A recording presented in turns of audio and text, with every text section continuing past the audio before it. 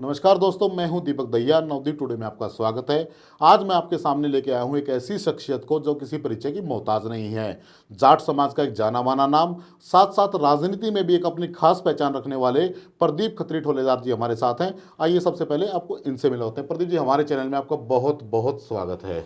राम राम दीपक भाई, बहुत बहुत धन्यवाद करना चाहूँगा आपके चैनल के माध्यम से ही कि भाई आपने एक समाज के छोटे से कार्यकर्ता को इतने बड़े न्यूज़ चैनल पर बुलाया। इसके लिए मैं आपका बहुत बहुत आभार व्यक्त करता हूँ दीपक भाई। प्रदीप जी, हमारे जो दर्शक हैं सबसे पहले वो आपके बारे में जानना चाहेंगे। एक संक्षिप्त में अपना जीवन परिचय दर्शकों के लिए एक बार आप बता दीजिए। दीपक भाई, मैं मूल रूप से जाट समाज से बिलोंग करता हूँ। प्रदीप खत्री मेरा नाम है।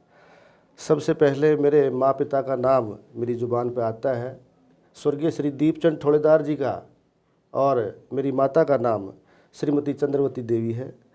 और मैं दीपचंद जी का छोटा लड़का प्रदीप खत्री। मेरे बड़े भाई पवन कुमार खत्री जी अभी कोरोना काल में जो है भगवान को प्यारे हो गए, मुझे छोड़ करके, मेरे समाज को छोड़ करके चले गए। हम 5 भाई बहन हैं, 3 मेरी बहनें हैं और 2 हम भाई थे। जो मेरा भाई एक बीच में चला गया हमारे बीच में छोड़ करके।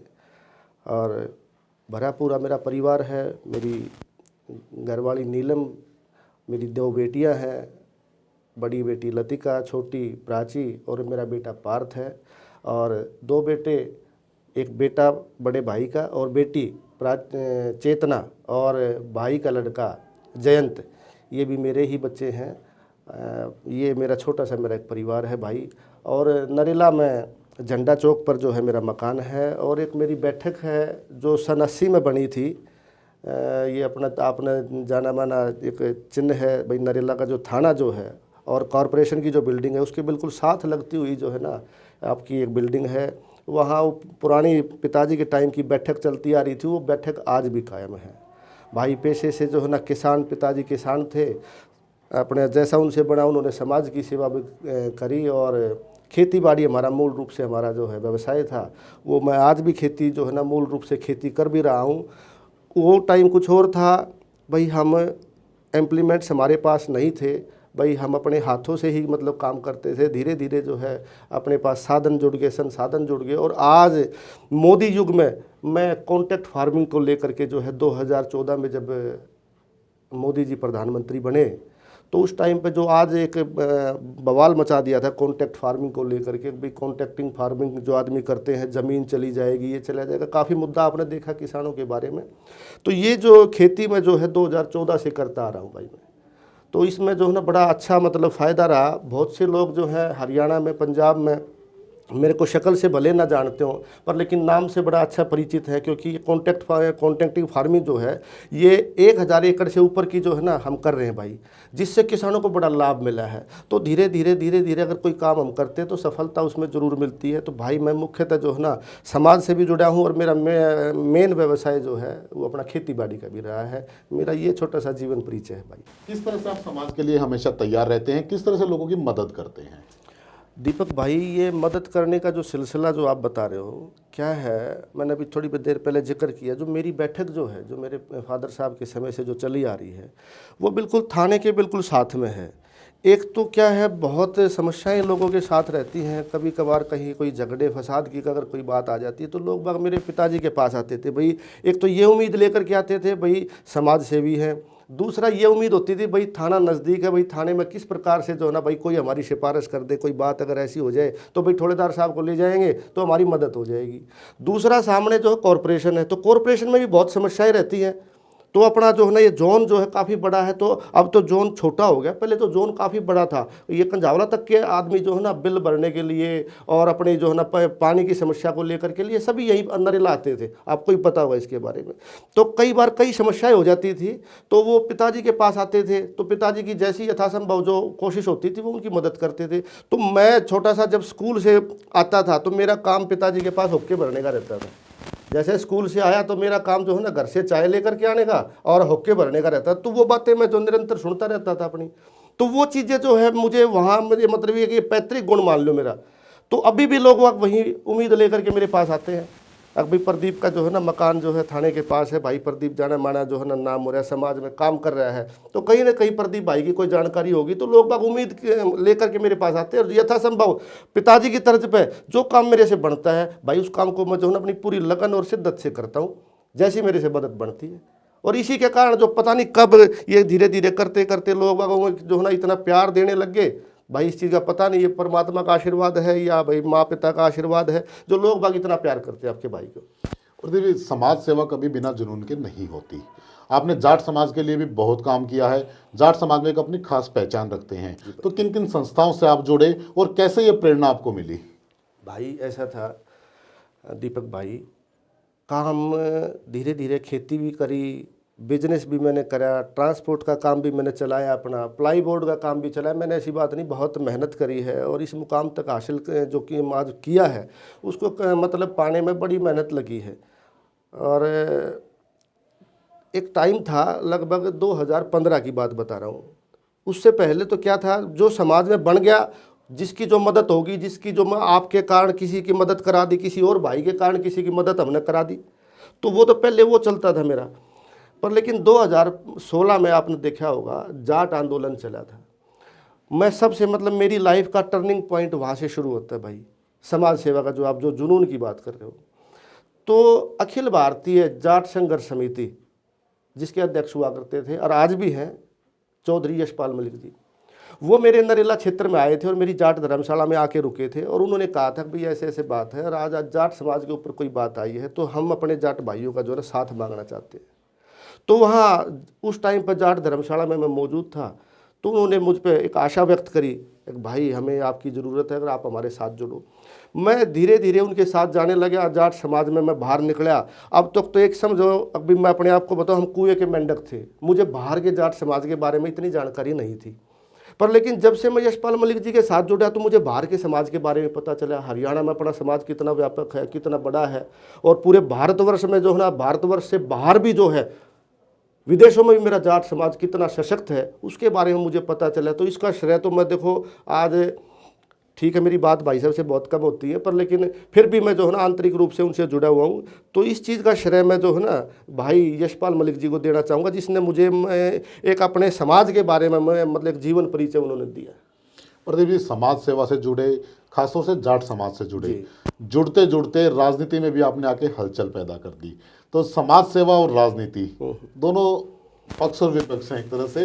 राजनीति में कैसे प्रेरणा मिली और किससे आपको इसमें जुड़ने का ये लगा कि मुझे इसमें राजनीति में जुड़ के आगे काम करना चाहिए? इसका भी कारण रहा भाई, मैं आपको बताऊं, जीवन में कई टर्निंग पॉइंट आए।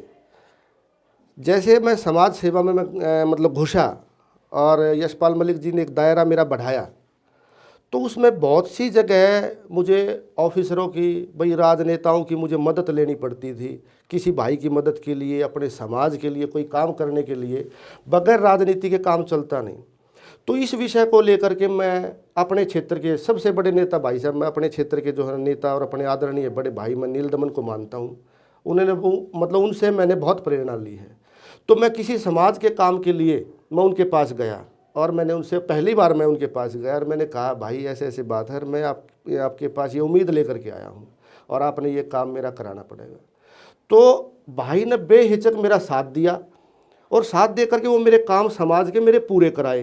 तो इससे मुझे उनसे प्रेरणा मिली कि भाई समाज की सेवा अगर करने का जुनून अगर अंदर है तो इस राजनीति के क्षेत्र में उतरना पड़ेगा।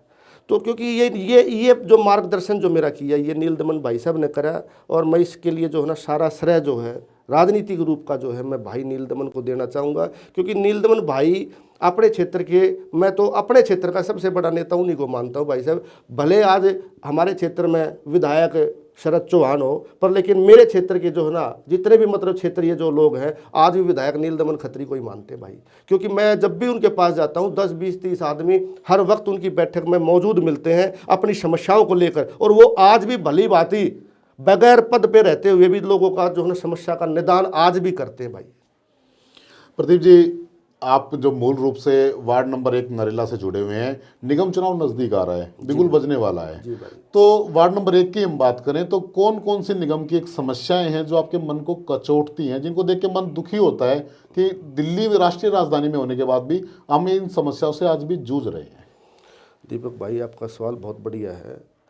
मैं तो सबसे बड़ी समस्या आज के टाइम पर अपने नरेला क्षेत्र में मानता हूँ ना, देखो समस्याएं तो अनेक हैं, पर लेकिन मैं सबसे बड़ी समस्या मानता हूँ अपने क्षेत्र में जाम की समस्या बेहद दयनीय स्थिति है मेरे एरिया में। मैंने कई जगह ऐसा मामला मैंने देखा है और मैंने कोशिश भी करी है लोगों की मदद करने की।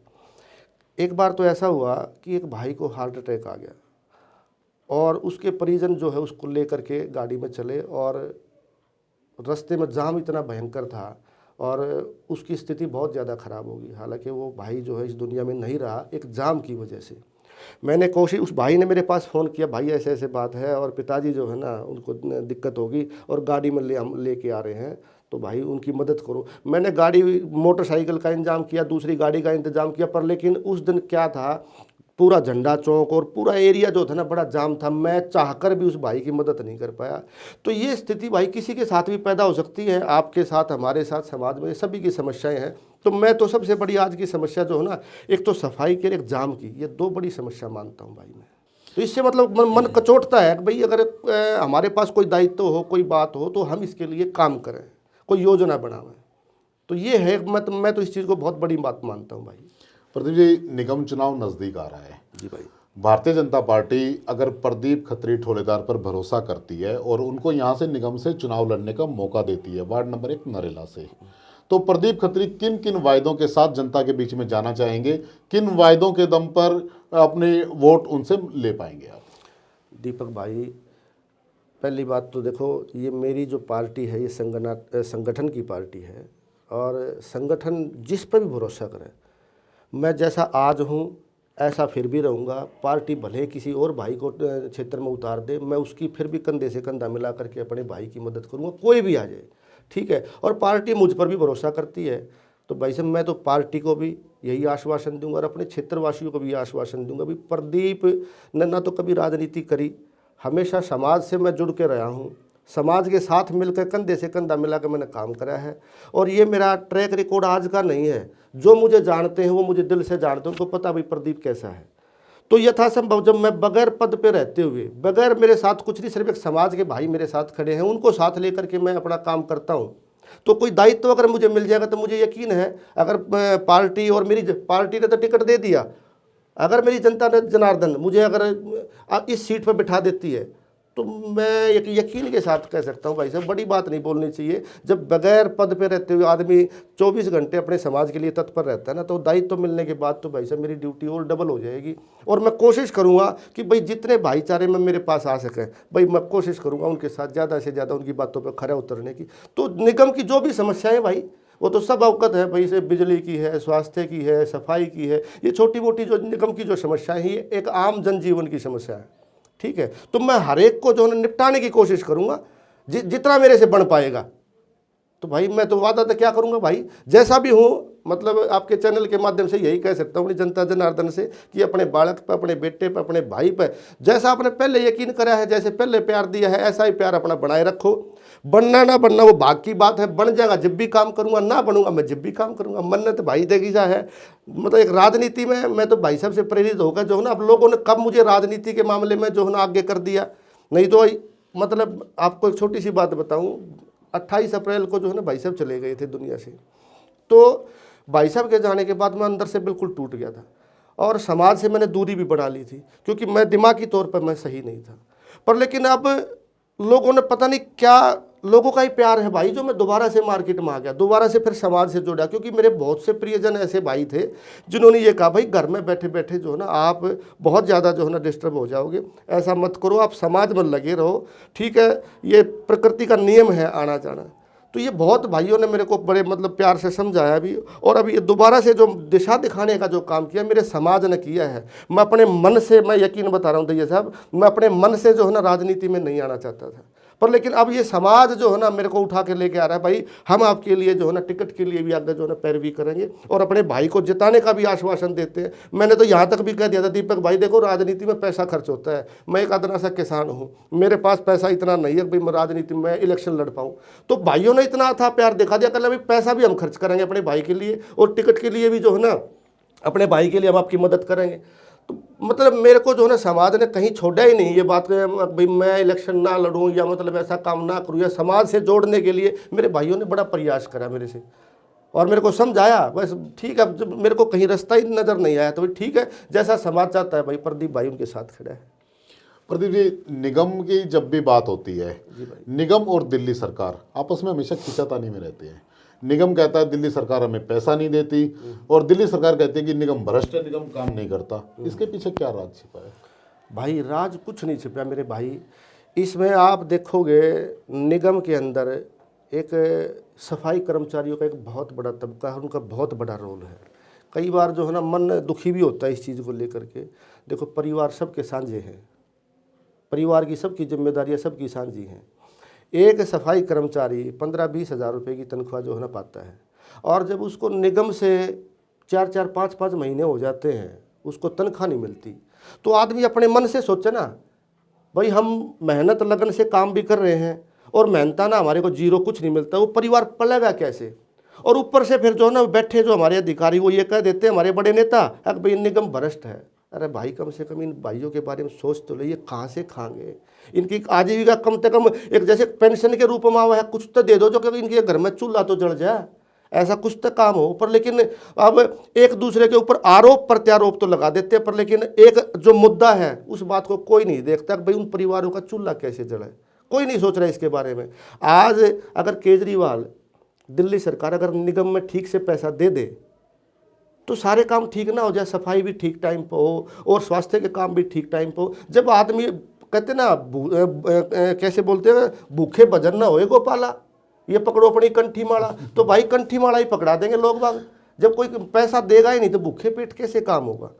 और ये भी एक मैं बताऊं भाई देखो मेरी अपनी सोच है, मैं इतना राजनीतिज्ञ नहीं हूँ, ये मेरी अपनी सोच है, ये सब केजरीवाल की सोची समझी साजिश है। अब भाई एक बार ये दिखा दो भाई निगम काम नहीं कर रहा है और हमारी सरकार आएगी तो हम निगम में काम कराएंगे।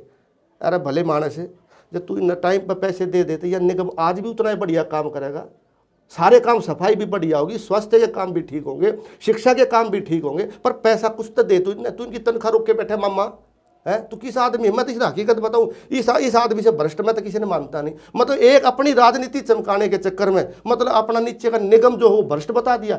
जो भाई दिन रात मिलकर जो ना हमारे सफाई कर्मचारी जो इतनी मेहनत कर रहे हैं उनको भ्रष्ट बता दिया। अरे ये क्या भ्रष्टाचार करेंगे मेरे भाई, जिनके ऊपर भ्रष्टाचार हो रहा है उन तो तू कुछ कहता है उन्हें। तो भाई ये मतलब सोची समझी साजिश मानूंगा मैं केजरीवाल की। अब भाई हमारी सरकार आ जाएगी आम आदमी में भाई अपने निगम में तो हमारे ये काम होंगे वो काम होंगे। अरे भाई अगर जो तू पहले पैसा दे दे हमारे को, हमारे निगम में पैसा दे दे, सारे काम समय पर सुचारू रूप से हो। भाई प्रदीप जी मेरा आखिरी सवाल आपसे है कि अगर आपको मौका मिलता है और जनता जनार्दन आपसे एक विश्वास चाहती है तो जनता जनार्दन को आप क्या विश्वास देंगे, किन मुद्दों के साथ आप उनको भरोसा दिलाएंगे कि आप अपनी बातों पे खरा उतरेंगे, आपकी कथनी और करनी में फर्क नहीं होगा? देख भाई दीपक भाई आप और भी 4 सवाल पूछ लो, मैं जिसे मेरे दिल में जवाब है मैं वे दूंगा, ठीक है। मैं कोई बनावटी बात अपने दिमाग में नहीं रखता भाई मैं कोई लेटर पढ़ के आ गया मैं आप तो वैसे जवाब दे दूंगा। जो चीज़ आपने पूछी है उसका मैं सही जवाब दूंगा। कथनी करनी भाई मैं इस नरेले गांव का बालक हूँ, नरेले गांव में पड़ा पड्या हूँ, नरेले में मेरी बैठक है, नरेले में मेरा ऑफिस है। आप अभी तो मैंने कोई टिकट मिल ली ना कुछ और ना, आप एक बार मेरे कार्यालय में आकर देखो, आपको कार्यालय कम जो है ना मंदिर ज़्यादा नजर आएगा। एक बार आप कभी मेरे कार्यालय पर आओ, मैं अपने भाई का स्वागत करता हूँ और इस बार मैं अपने चैनल आपके चैनल के माध्यम से न्योता भी देता हूँ अपने भाई को, भाई आप एक बार कार्यालय पर आओ, आपको वहाँ अपने आप लग जाएगा अभी प्रदीप भाई किस रूप से काम कर रहा है, किस हिसाब से काम कर रहा है। भाई कथनी करनी में आपके चैनल से माध्यम से मैं अपने भाइयों को ये विश्वास दिलाता हूँ भाई जिसा भी हूँ ना भाई थारा बालक छूँ। कई बार जाने अनजाने में कि गलती भी हो जाए भाई, हो जाए यार मानस तो गलती हो कि गलती भी हो जाए तो भाई मैंने माफ़ कर दियो भाई। पर लेकिन जिसी उम्मीद लेकर भाई के पास आज तक जो भाई आया, जो मेरी बात सुन रहे होंगे, जो भाई मेरे द्वारा अपनी उम्मीद लेकर आए होंगे, वे उन आदमियों के प्रदीप दिल में है, अगर कोई न्यूचा हो ना तो रिश्वत देगा, प्रदीप ने बाहर काट दे, तो प्रदीप उनके दिल में तो नहीं लिखा करता, क्योंकि प्रदीप ने दिल से काम करा है। मैंने कदे दिमाग तक काम नहीं करा भाई, जो काम करा है दिल से करा है, और वो काम अपनी जनता को भरोसा दिलाऊं, अपने दिल से काम करूंगा, जिसा भी हूं। बनाओगे जब भी काम करूंगा, नहीं बनाओगे जिसा जब भी काम करूंगा भाई। और भाई आपने इतनी बढ़िया बात बुझी दीपक भाई, और इतना मेरा एक छोटे से आदमी का इतना जीवन परिचय आपने लोगों के सामने साझा कर दिया, इसके लिए मैं अपने भाई का जो है ना हकीकत में आभार व्यक्त करता हूँ दिल से। अपने भाई ने जो है ना मेरे को इस योग्य समझा। ये थे हमारे साथ प्रदीप खत्री ठोलेदार, जो सिर्फ क्षेत्र में नहीं जनता के दिलों पर राज करते हैं। अगर राजनीति में इनको मौका मिलता है, आगे इलाके का वो नुमाइंदा बन के पब्लिक के बीच में आते हैं, तो अपने वायदों पे खरे भी उतरेंगे। जल्द ही मिलेंगे नई शख्सियत, नए मुद्दे और नए सवालों के साथ। जुड़े रहिए नवदीप टुडे के साथ।